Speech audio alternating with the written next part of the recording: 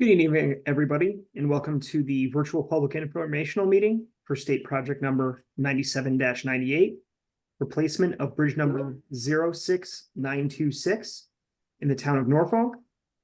You can reach us for any questions by project email at dot-flbp@ct.gov or through phone at the number below, or we also encourage you to visit the project webpage. The recording of this presentation will be posted after the live event. Closed captioning, including non-English translation options, will be available at that time. Next slide, please. Here's a quick slide on how to use the captions and subtitles in this Zoom meeting. And then we highly encourage you to ask any questions you may have at the end of the formal presentation using the Q&A function through Zoom. These are instructions on how to do that. And if you're an audio-only participant, you can dial *9 to raise and lower your hand. My name is Mark Burns, and I'm the project manager for the local bridge program at the Department of Transportation. This is my contact information. The goals for tonight's meeting will be to interact with the project team, to explain the federal local bridge program, Design Managed by State, or DMS program for short. We'll have welcoming remarks by the first selectman in the town of Norfolk. We will introduce the project team. And then there will be a formal presentation of the design progress, which will explain the condition of the existing bridge and explain the purpose and need for its replacement. And we'll also show you our recommended proposal. Please keep in mind we're only at 30% design at this time.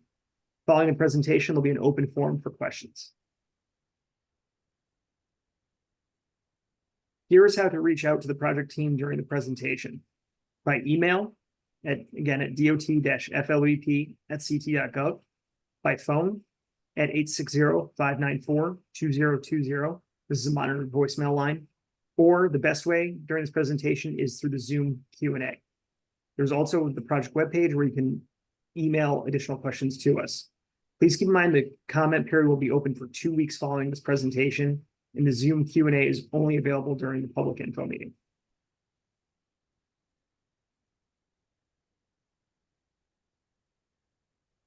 This is a slide on Title VI, Civil Rights. No person shall, on the basis of race, color, or national origin, be excluded from participation or subject to discrimination in the development of this project. We highly encourage you to fill out the post-meeting survey shown at the link and QR code below. And there's also a link to the Title VI Civil Rights information. The recording of this presentation will be posted to YouTube after the event. And closed caption is also available on Zoom and YouTube. This is another slide from the department regarding Title VI and civil rights.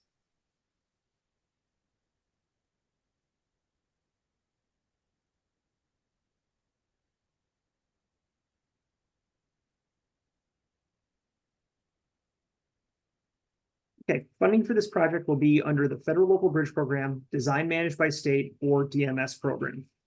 In the past, the Federal Local Bridge Program was an 80% federal, 20% town split for design, rights-of-way, and construction. Through the DMS, design, rights-of-way, and construction phases are funded at 80% federal and 20% state funds.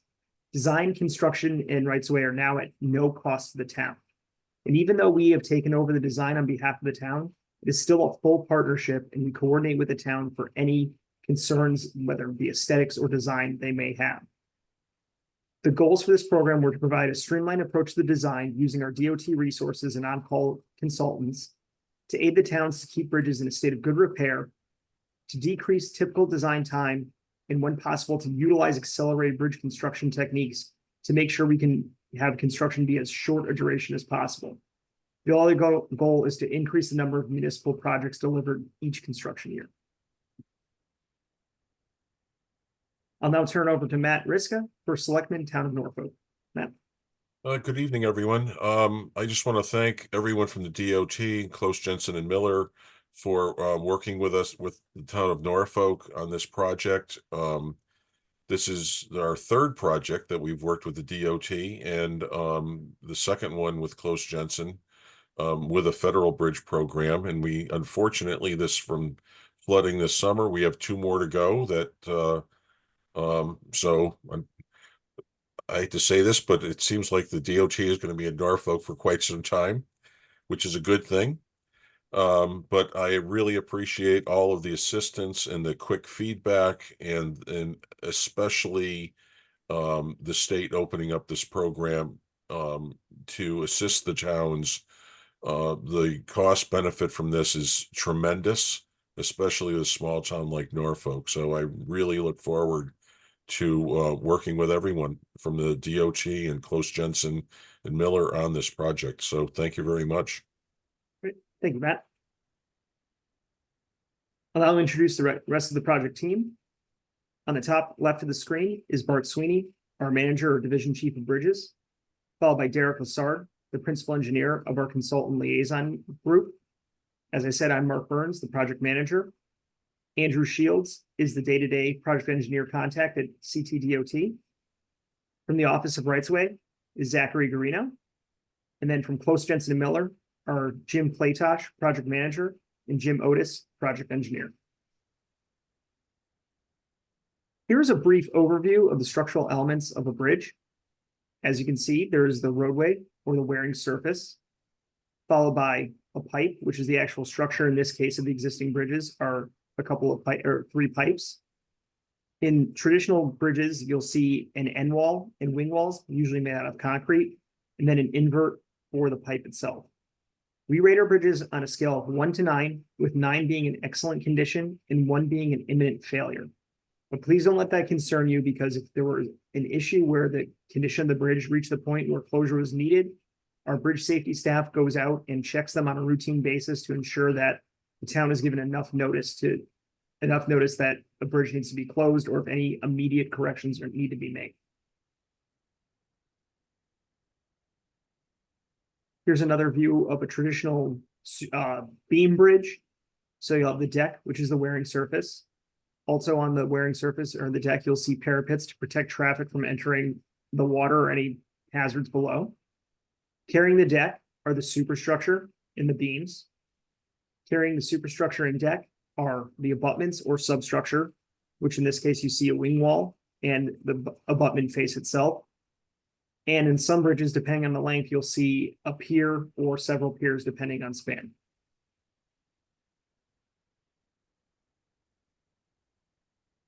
Here's another brief one of structural elements based on a precast rigid frame.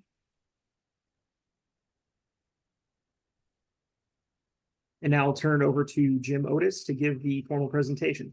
Jim? Thank you, Mark. Good evening, everyone, and thank you for attending this virtual public informational meeting for State Project number 9798.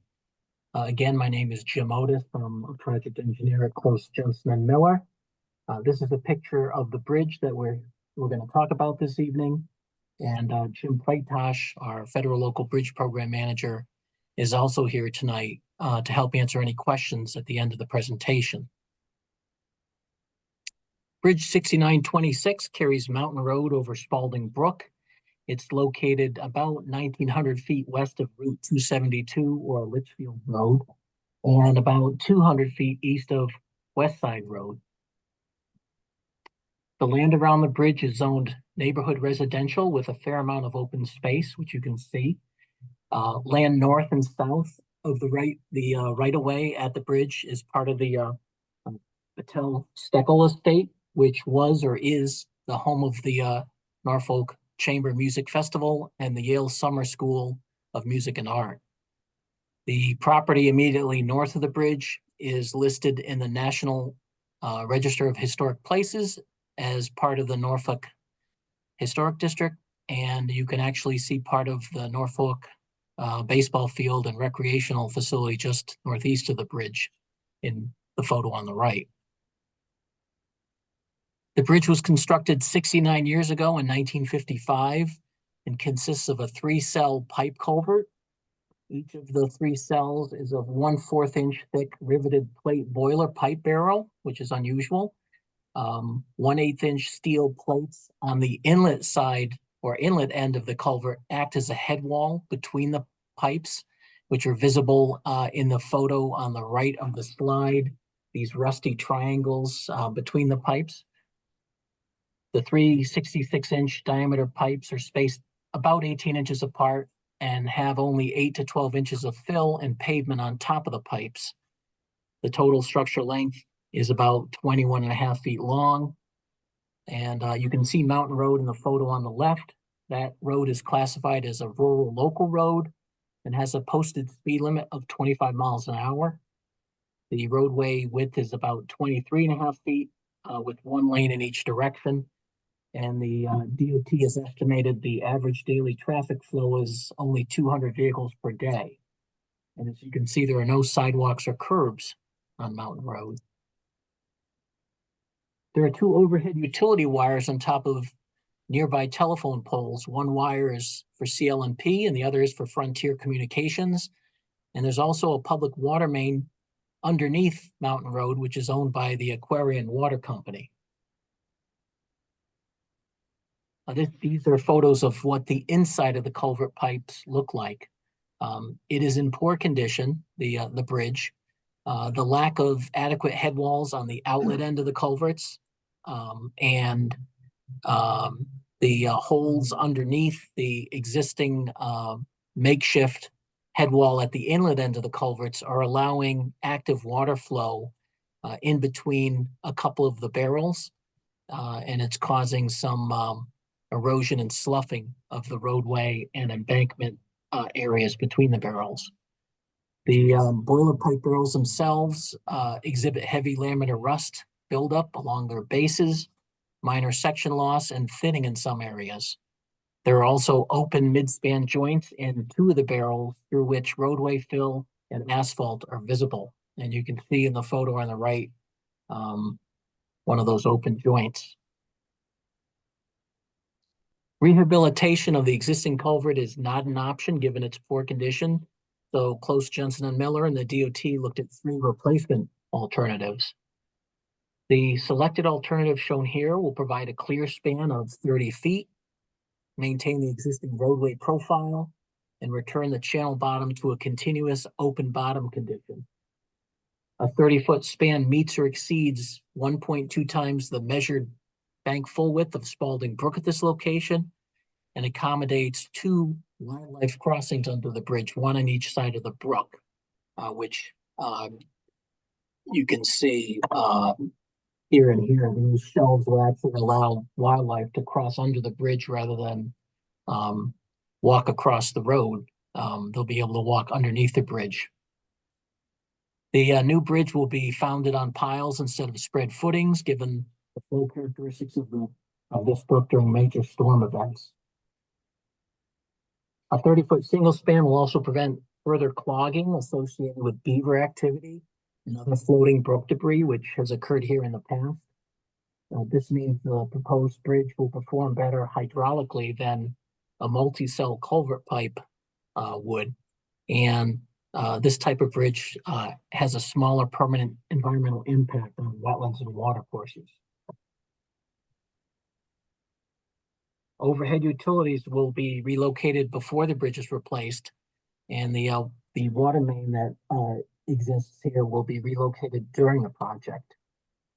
Temporary construction easements will be required for construction access, water handling, and sedimentation control. Those are designated by the long red lines at the top and bottom of the image here. And rights of grade may also be required for grading on both sides of Spaulding Brook for again, temporary water handling or the permanent wildlife crossings and related grading under the bridge. The new bridge will have a curb-to-curb width of 24 feet to match or exceed the existing 23.5-foot wide road, and it'll have an open metal bridge rail mounted to cast-in-place concrete curb. The single-span bridge will have a cast-in-place concrete deck superstructure, and the concrete end walls at the ends of the open rail will have a simple rubbed concrete finish or sandblast finish. The 18-inch concrete deck will be topped with membrane waterproofing and 3-inch bituminous concrete pavement. This type of replacement bridge was recommended because of its durability, its long lifespan, its low cost, its thin superstructure, which yields the best hydraulic performance of the three alternatives considered. And it does not require any heavy cranes to construct, since we're not bringing in steel or precast concrete beams. Mountain Road will be temporarily closed and traffic will be detoured around the site for the duration of construction, which is 6 to 8 months. The short 1.4 mile detour route is shown here in blue. It'll be simple to use, and a good portion of it will use State Routes 44 and Route 272, which is the east leg of the blue triangle. Google says it only takes 3 minutes to drive around the blue triangle. The detour is a short ride. This type of detour will also allow the contractor to finish the bridge work more quickly and more economically than keeping the road open during construction. It's a way to accelerate the bridge construction. And it's also safer for the workers and for the public to do this than performing the bridge work in stages with traffic driving through the work zone. These are the local, state, and federal permit approvals that are anticipated for the project from the town of Norfolk, Connecticut Department of Energy and Environmental Protection, and the United States Army Corps of Engineers. Town residents, of course, will have an opportunity to hear details about this project again at the future Norfolk Inland Wetlands Agency public meeting if they choose to attend. As mentioned earlier, the property just north of the bridge is part of the Norfolk Historic District.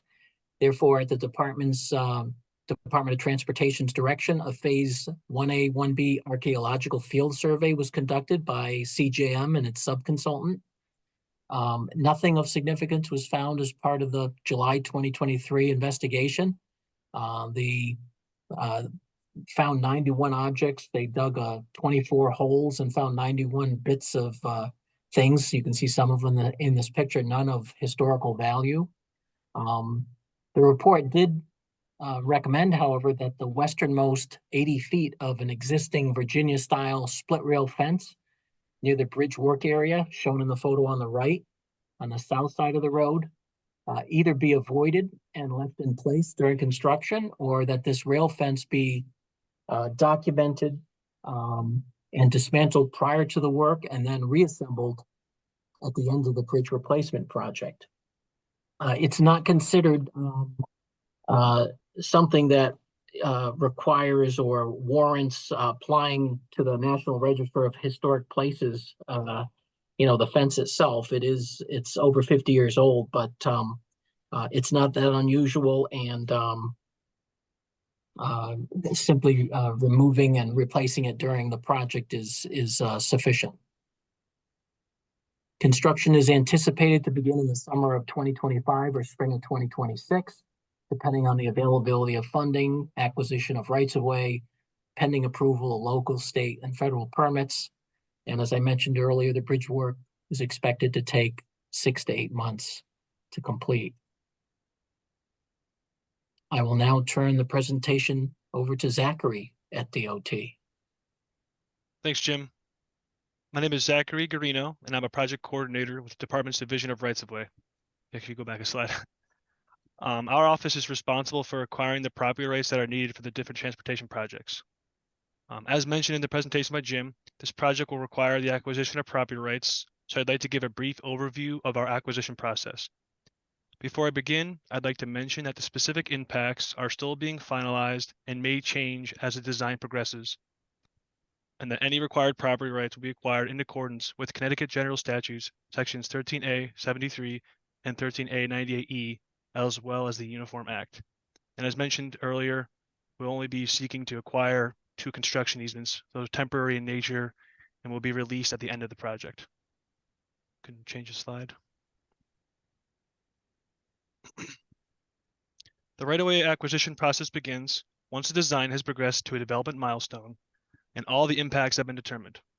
At this point, each affected property owner will receive a formal letter of intent to acquire from our office, along with a property map, which will depict the exact property rights to be acquired. Now on the screen here is an example of a property map that an owner might receive. showing what we're proposing, showing the existing conditions, which will later be filed on the town land records. Next, our office will determine the fair market value of those property rights depicted on the map, which will be used to establish an offer of just compensation. That offer will be sent out to the property owner in writing, and a right-of-way agent will be available to meet with the property owner and explain the project, go over the specific impacts to their property, and explain the state's offer. The property owner will be given a reasonable amount of time, typically 30 days, to consider the state's offer and enter into negotiations. When an agreement is reached, the department will prepare all the necessary paperwork to record the deed and the property map on the town land records, as I mentioned. However, if an agreement cannot be reached, in order to keep on schedule, the department may acquire the necessary property rights through its power of eminent domain. In that event, the state files a notice of condemnation in the Superior Court, along with a monetary deposit in the amount of the state's offer. The owner would have 6 months from that date to file an appeal if they felt that the state's offer was inadequate. Whether or not the owner chooses to appeal, the money deposited in the court is available to be withdrawn by the owner. It's important to note that the state only acquires property rights that are needed for this specific project. If there are any questions regarding the right-of-way acquisition process, I can answer them after the presentation. With that, I'll hand it up to Mark to end the presentation. Thank you. Good evening, everyone. My name is Andrew Shields. That now concludes our presentation. Right now, I would like to open the floor to live Q&A. And we are accepting questions by chat on our Zoom Q&A found at the bottom of your screen, by phone at 860-594-2020, or by email at dot-flbp@ct.gov. Are there any questions tonight? I do have a couple of comments and maybe a couple of questions while we're waiting for anyone who wants to contact the presentation. A couple of things. One, Mountain Road is used quite a bit for by walkers. And that's one thing that at some point, oh, by the way, this is Matt Riska, the first selectman in Norfolk. It's used quite a bit for walkers, people walking dogs, individuals maybe riding their bicycles.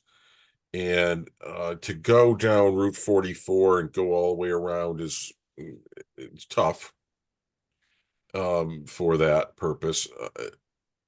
One thing I'd like to be able to discuss at some point is putting in some type of a temporary walkway over the getting around the construction area, not letting people walk near the construction area, but possibly like a little walking bridge or something that, a temporary thing that we could put in place and, just have like some gravel, a footpath to it or something so people can get past that. One of the things the reason I asked that is the detour down Route 44 and then a left onto west side. Route 44 is going to get quite busy in 2025 and especially in 2026 with the work on a retaining wall just west of Norfolk. So, that's something that I'd like to think about. See what everybody has to say about it. I'd be willing to work with with the DOT, and we have some pretty talented people in Norfolk who are landscape architects and other things, and to see if there's and be able to work maybe with our public works department to see if there's something that we can put in. So that's just a thought. I think Yep. that's stuff. Sorry, go ahead. Go ahead, Jim. Yeah, I made a note, a temporary pedestrian bridge, or near, but not in the, construction work area. So people can cross the brook, Right. during the construction period from a safe distance, at least on foot, not, Right. no vehicles. Yeah, just on foot. That's all, that's be the main thing. And, you know, that I could get we could have the Public Works Department make sure that it's maintained, a gravel path to it.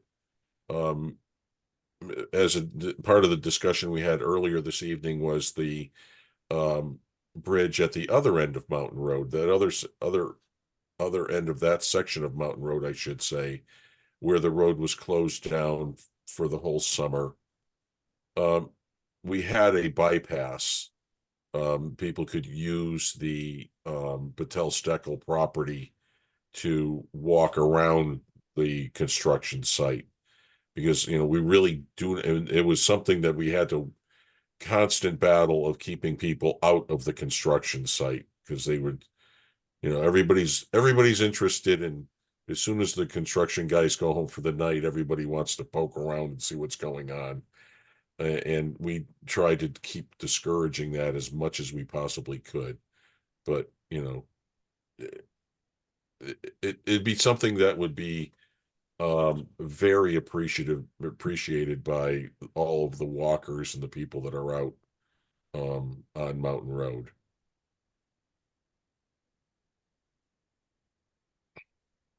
All right, thank you very much, Matt. At this point, seeing no other questions, the comment period is open through January 24th, 2024. That gives us 2 weeks from today's date. So at this point, seeing no other questions, I would like to thank everyone for joining tonight. Thank you very much, CJM, Zach Carino, Mark Burns, Matt Riska, the whole project team, for putting together this whole presentation. At this point, I would like to close down the presentation.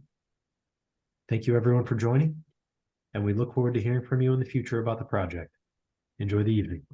All right. Thank you very much.